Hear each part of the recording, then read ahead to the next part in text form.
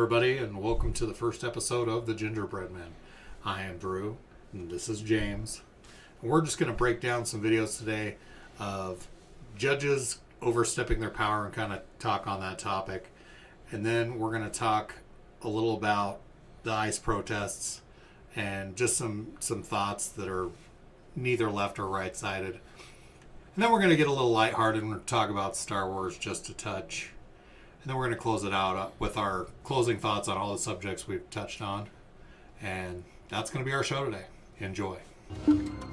Next, we're in Las Vegas, Nevada, for a child visitation hearing. Parents Wealthy and Rogerio Silva have been divorced for 3 years and share custody of their 12-year-old daughter, who lives full-time with her mother. Rogerio claims he's not getting his court-ordered visitation time, and making matters worse, his ex-wife claims his daughter doesn't want to spend time with him. But before getting to the matter at hand, Wealthy Silva airs some grievances of her own against her ex-husband. He has not paid child support. It was November, December, and January that I did not get child support or alimony. Also, none of the medical or dental has been reimbursed, ever. Not one penny of that. Child support, if there are arrearages, and medical, if there are arrearages, you need to file a schedule of arrearages and a motion, and I will hear it at the appropriate time. Judge Rena Hughes seems ready to move past the issues unrelated to visitation, but Wealthy Silva isn't finished. Medical and dental was filed. I remember, I believe it was 5 court dates ago, and I have submitted receipts, proper receipts. Keep your comments to yourself. The focus then shifts back to visitation, as the judge attempts to schedule a dinner date for father and daughter the following week. February the 6th, that's week 1, dinner night. What time? Rather than providing the judge an answer, Rogerio's lawyer instead has a complaint. It's more than a week away from now, and I'm not taking argument right now. I have listened to this case ad infinitum. I am entering orders. I expect them to be followed. I'm trying to accommodate both parties. We're not going to do this on a whim and say within 2 days he's going to have dinner with her. Mom's going to tell her it's going to happen, and we're going to get prepared for it. Okay? What time? whatever's good for him. 5, 6. What time? 6 p.m. But after the time is set, the child's mother has some major concerns. And when she refuses to go, what am I to do? Because this is really not good. We'll be here on a motion to hold you in contempt. Is she going to have to ride in a car with him? Yes. Wow. You really care about my child, don't you? I want you to keep your mouth shut and sit down. I care about your child very much. You do not. Sit down and do not talk. We need to have a trial. There's no need for a trial. Oh, there it is.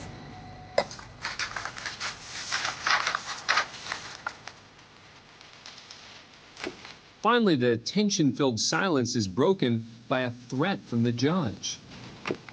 If there is contempt, and if there is withholding of the child, we will have a trial. Do you understand me clearly? You will lose custody.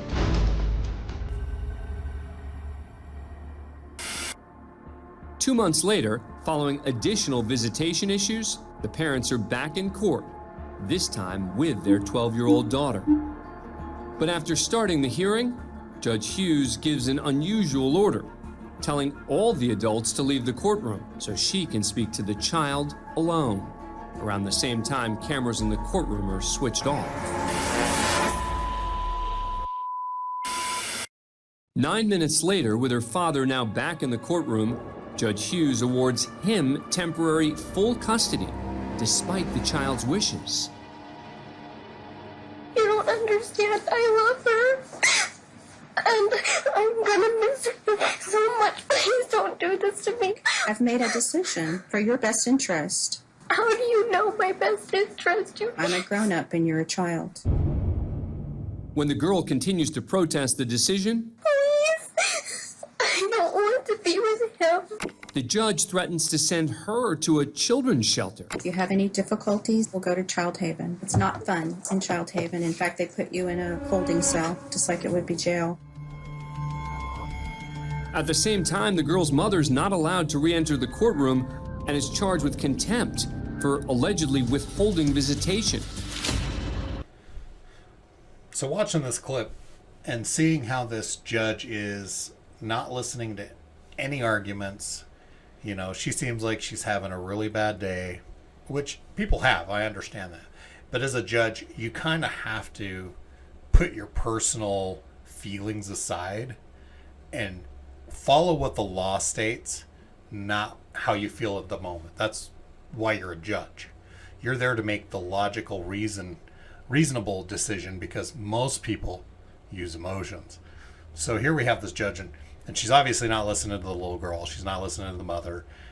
I didn't even hear the dad speak. He just kind of stood there.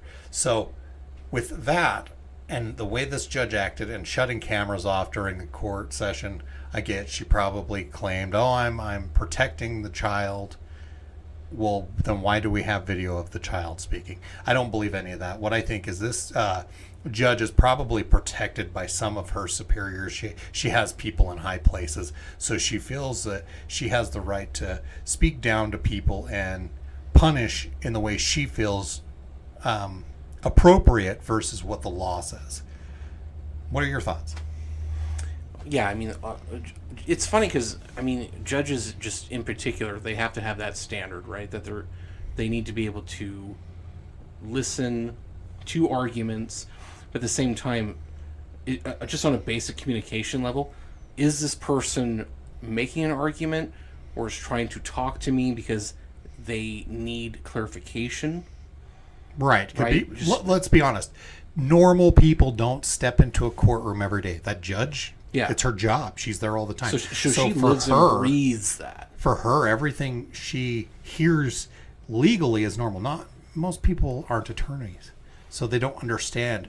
And obviously, this woman says, "I filed this motion for the receipts and the medical costs," and the judge doesn't want to hear it, which to me tells me she doesn't even want to look at it, which is kind of weird. There's something strange about that. Yeah, I don't even think she mentioned a later time to review that. Absolutely. She didn't say we'll set a future court date, but that's like a parent going, kids, maybe we'll get the toys. As a parent, we all know that means no. And what's also interesting about it, well, you had mentioned that just normal people tend not to be in court all the time. For a country built on, right, the nation of laws, there's apparently enough laws in there that we don't know what they all are. Absolutely. To the point that it's kind of this jumble of what is and what isn't. And that's why judges are there. Judges are supposed to say, come on, guys, this is ridiculous or this is valid, but they're not supposed to put their emotions into it. They're supposed to remain neutral. That's why they're the judge. Yeah, when they start getting it especially like when you look at clearly that situation, there's going to be a lot of emotions at play, right? Absolutely. Child's involved, it's a family custody thing. And you should always listen to the child and maybe understand their viewpoint, but it doesn't seem like this judge wanted to do any of that. Yeah, and you would think even entering that situation, you're going to know that's tense. Right. So why would you, as a judge, why would you be the one escalating that? Some people live on drama. I'm going to leave it at that. Yeah, it's really important. I think the most unfortunate thing in that situation, that's the kid. Now we're going to start talking about the video with the judge who decided he was going to go street fight with the lawyer in the hallway. And I'll let James take that one. So, again, coming in with emotions high. But there's something else. There's this detail about how they were backlogged.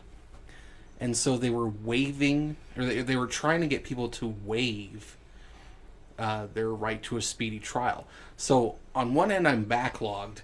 I have a guy who has a right to a speedy trial, and that's not going to work for him.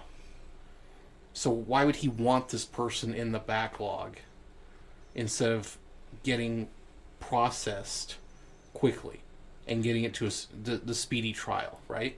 Right. Getting it done, getting it over with. It goes back to, you have these unalienable rights unless you're in a courtroom. You have inalienable rights, but somehow they can get alienated real quick, right? Absolutely. You step into a courtroom, your rights are out the window. Yeah, I know people don't think that, and they're gonna say in the comments, "Oh, you're crazy." But let's review. Can you carry a gun into a courtroom? You sure the hell can't. Do you get to speak freely? No, you do not. Those rights get thrown out the window real fast.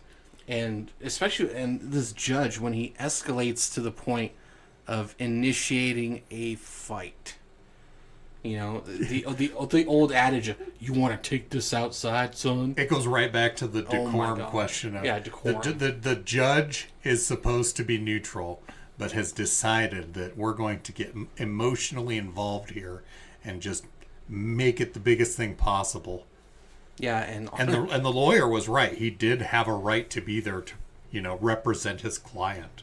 I but mean, that goes back to your rights go out the window. And honestly, I'm going to do it. Kudos to the defense lawyer for meeting him out there. Right. Just, right. If the name wasn't taken by the hacker, we'd have to call that guy Big Balls. Yeah, because that's... both these videos are kind of an interesting commentary about how arbitrary it is until you're in that moment. Right. Right? How easy it is to... And things can amp up quickly. They can amp up quickly, but how easily things get thrown out the window. It only works if we agree to it. Correct. Right? And you have a mother here who's trying to protect her daughter. Right. We have that missing 9 minutes of video where the judge or whoever shuts off the camera. Right? Yeah, a little weird with that, right? Which is weird because at the very least, why would you not want that documented? So that at the very least I have speculation on that, but I'm willing to admit it's just speculation. Or at the very least, it's a violation of her rights, right? Because she has to have proof. It's documentation. Some kind of witness or representation there on her end. Absolutely. For the little girl. For a minor. So, I mean, that's weird too. A lot of this, that video is really weird because it's like, you can tell that's probably not the first time that's happened. Oh, I wouldn't imagine it was the first time or the last time. And even if her intentions were, I want to take care of the kid, again, right? Execution. If it was, correct. It wasn't. Nothing about this seems legitimate. Yeah. And I can understand the judge was frustrated. She said it had been 3 years, but let me tell you something. If you don't like the line of work you're in, maybe you shouldn't be in it. Yeah, and 3 years, I think, that is a long time, but at the same time, it's like, it's 3 years, you kind of know these guys. Yep. By now, you kind of know that all the more reason for you to be, because was she like this the other previous times? Yeah, and we don't have any of that. We don't have any of that video. So we can only base our assumptions off of what we've seen. But from what I've seen, you can make a solid case that this judge is emotionally involved, which I get being emotionally involved, but being able to make a decision without adding your emotions is what makes you a judge. Well, emotionally involved or letting your emotions take over. Correct. Right? And there is a difference. And that's what leads to these oversteps, is that they get... Now, I'm not saying when you're dealing with a belligerent... Oh, absolutely. Person, yeah, or something there like is that. times there is that decorum. I'm not saying absolutely. You must keep a decorum of the courtroom. If you don't like what a judge is doing to you, you still behave like a civilized human, and you go about it in the legal process. That's why we have the legal process. Do I think it's perfect? Absolutely not. But you need to play along and do the things you need to do properly. Otherwise, your case doesn't end up well because it makes you look like you're up to something. Does that make sense? Yeah, for sure. Yeah. Let us know in the comments what you guys think. You know, it's one of those things. Do I think there's good judges? There's absolutely good judges out there. Are there people that become judges to, you know, use their power and abuse people? Absolutely. You're going to attract every type and every position. For sure. All right, let's go ahead and watch some more clips. Let's go ahead and take a look at these ICE protests and see what's going on over there. Before his death, attempting to come to the aid of a woman pushed to the ground by federal agents. An agent pepper sprays him before Preddy is brought to the ground. Some of the video shows an agent appearing to reach into the skirmish and remove a gun that looked like Preddy's. Then, Preddy is shot. It really looks like they've lost control. Let's find the common what ground they're trying on to this. do here. The common ground is that Alex Preddy didn't need to die. Bingo. He didn't need to insert himself into this. Bingo. Okay. Which is clear. I mean, and this is Fantasyland, ideally, right? Again, we talk about peaceful protests that are clearly not peaceful. Yeah, I get it. absolutely. Like, I'm That's not. There's a difference between peaceful protesting and rioting. And as I clearly stated in this video, the people with their phones out at a good distance away, that's how you protest. Yeah, you don't need to go and get close. You can record all you want. They're public servants. So, but it really does look odd because if they want to arrest you for doing something, at one point, go through the due process. He's got like 5 people on him. Right. And then I think he's got 9 bullets in him now. Yeah, I don't know. All I know is I know that I think anybody in a reasonable fashion could at the very least say that something went wrong. Oh, absolutely. At the very least. Absolutely, like I said. You know, and I'm not associating we could nitpick malice to either one of the parties involved. Like I said, there was a lot of adrenaline flowing. I think that people were not in the right headspace because a lot of stuff was going on. You know, do I think this was a clean and clear, good shooting? I don't think it was.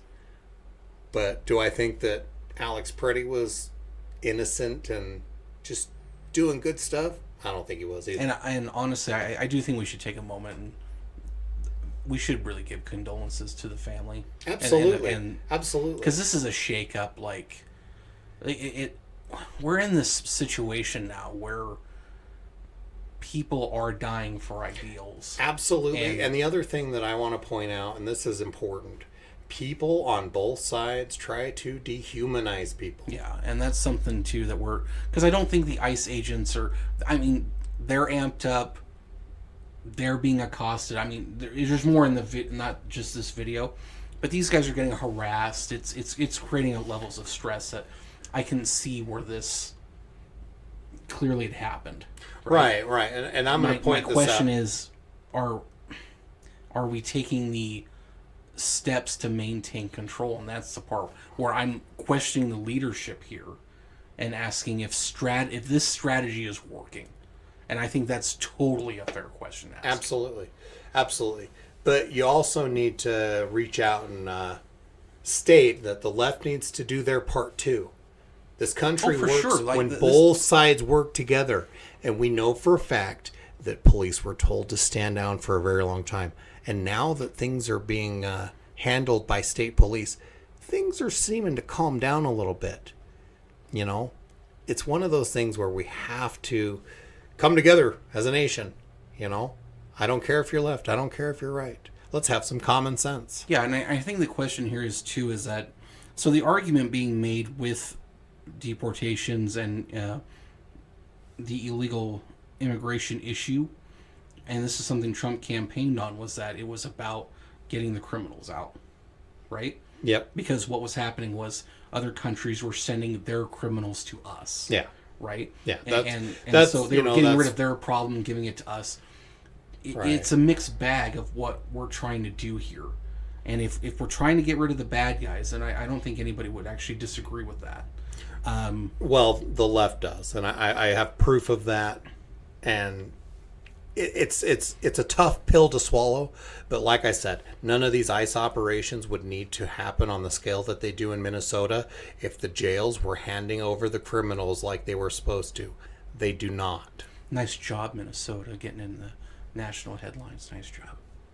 Well, it's a good distraction from fraud, isn't it? That's one hell of a coincidence. Fraud. We don't talk about Epstein anymore. Yeah, I did it. I'm not letting Epstein go. Epstein's on Mars. You know Elon sent him there. It's just, it's a clear breakdown. You know it, and it's we're seeing chaos form, and it's bad. And in the United States, that's the one thing I think we, at the time at least, is that we did not go in that direction. Other countries went that direction, not in the United States. That's not our bag, right? Right. But now that it is here, you're right. We got to come together and remember that we are Americans. Yep. And we do need to figure this out. Yep. And certainly not with bullets and stuff, but... Agreed.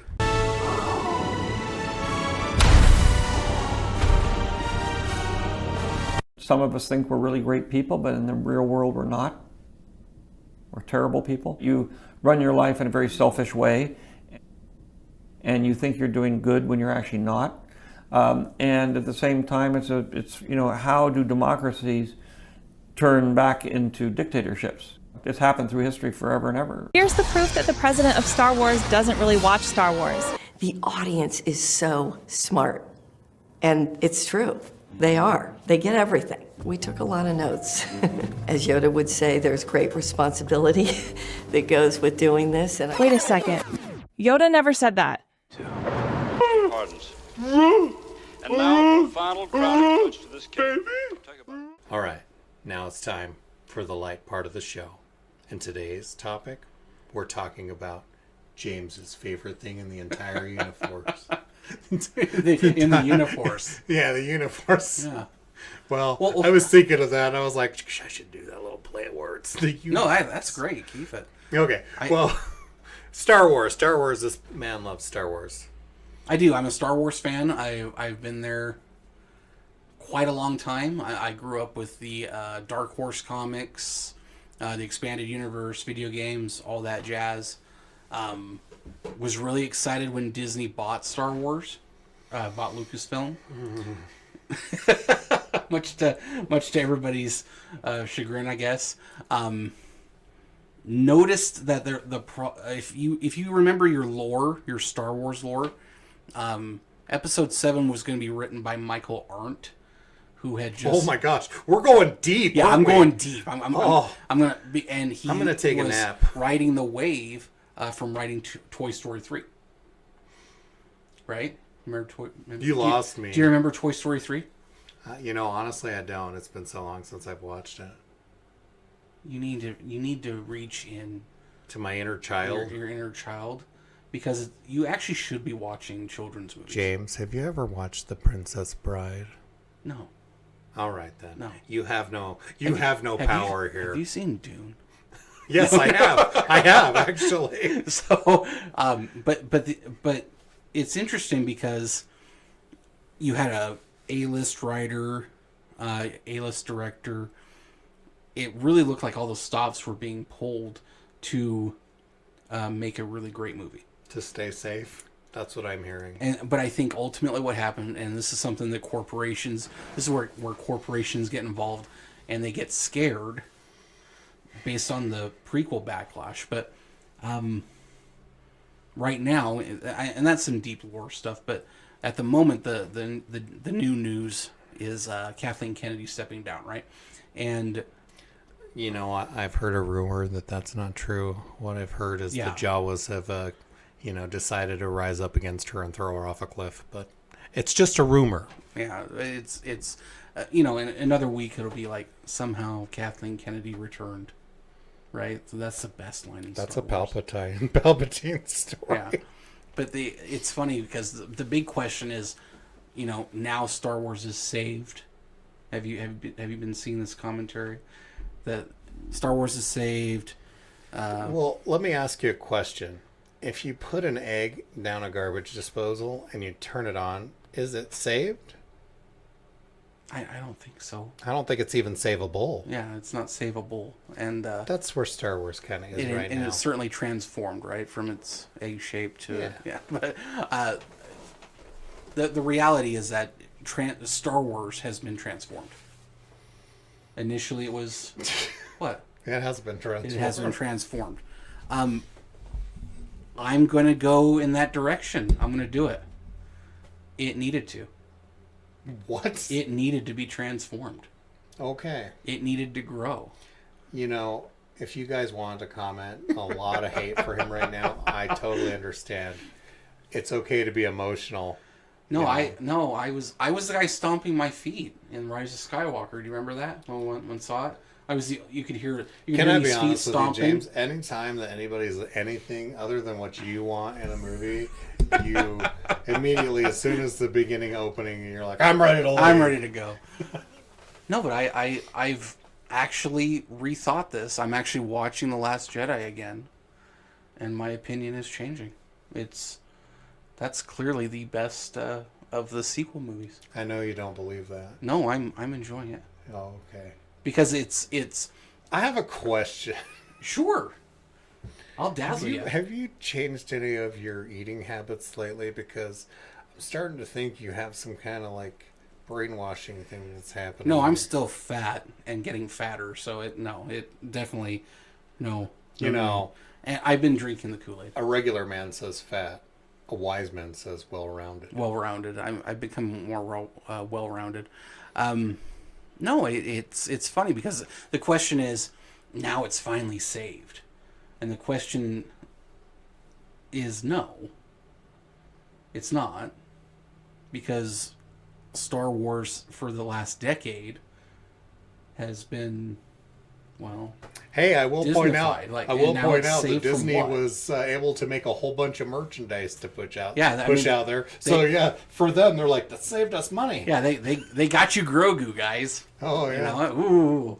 No, but the idea is that,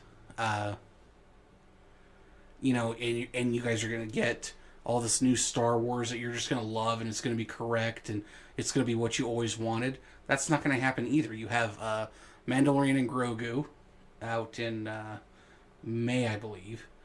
And then next year is Star Wars Starfighter.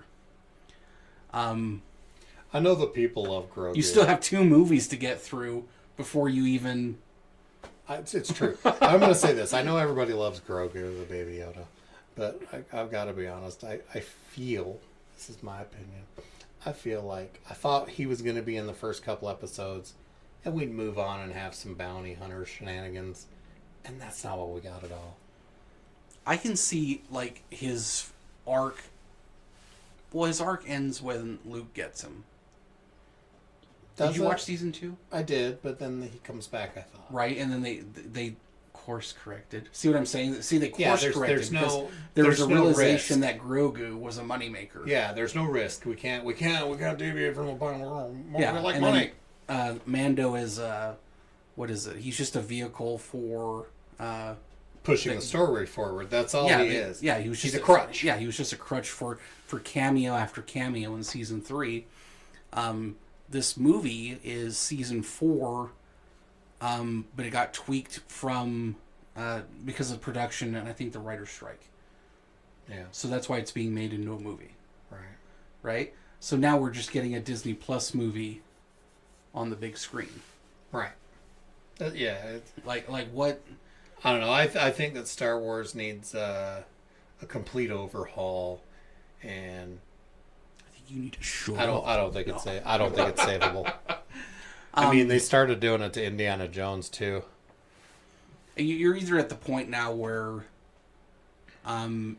you make a quote course correction that is so jarring, right, that it makes everything else look ridiculous, right? Yeah.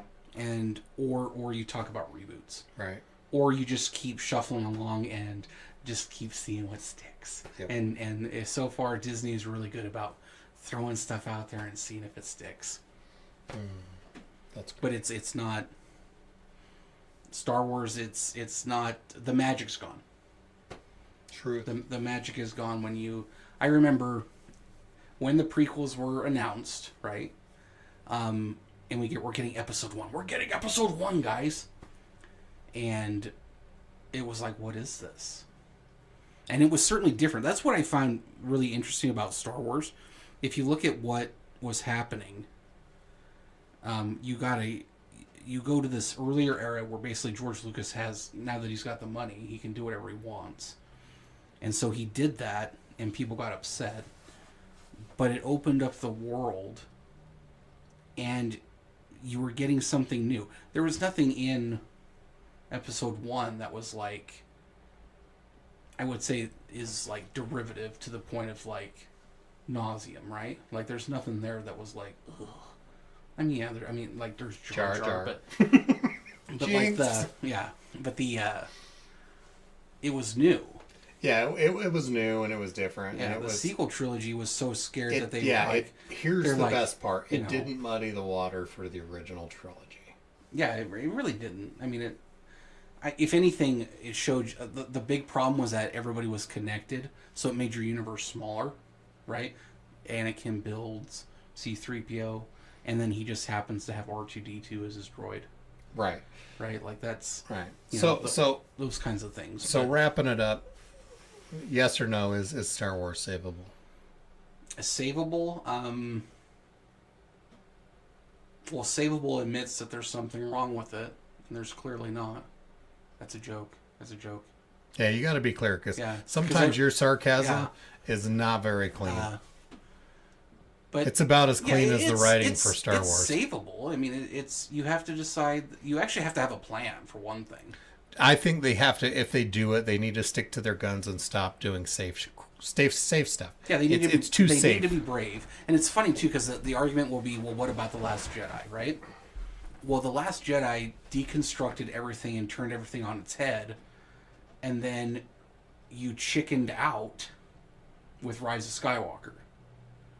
Because you brought back Palpatine, you made Rey a Palpatine, you know, and really, it's like, grow some balls. I know we don't like them in Disney, but you should have carried that forward and started exploring some ideas there that would have been interesting. But you didn't, because you got scared. You got scared. True. You know? One eternity later. Is it savable? Yeah. Is Kathleen Kennedy, now that she's gone, is Star Wars saved? No. You still have Mandalorian and Grogu to get through. Starfighter is next year. I think you have a bunch of shows coming in between. Pardons. And now, final... Guys!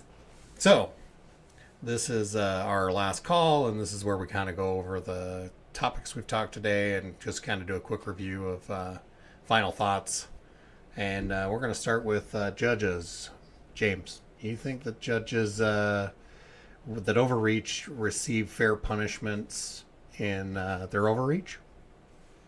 No. It looks like what happens is either they get to continue doing what they do, they get removed. I didn't see anything about cases being reviewed by another judge to see if to see if this has happened more in the past. Because usually, if you catch it at this point, it's a pattern. A pattern is somewhere else, but I think it goes to the wider point of overreach and authority, and whether or not these are adequate consequences for what we're supposed to be doing. Totally agree. I think consequences need to be looked at. Old cases, at least look into them a little bit, poke around, couldn't hurt. All right, on the ICE protests, any thoughts? I think the administration has a big communication problem, and certainly an execution problem. They need to rethink strategy. I have not seen anything talking about funding being cut, other mechanisms that can be used to encourage getting these guys other than what we're seeing now. And we clearly have an element where there is another group out there that will rise up to counter that. Misgivings about their intentions, but it's putting us in a situation that does not need to be there, and it's scary, and we need to come together on it. Okay, that was pretty unclear, but we'll go with it.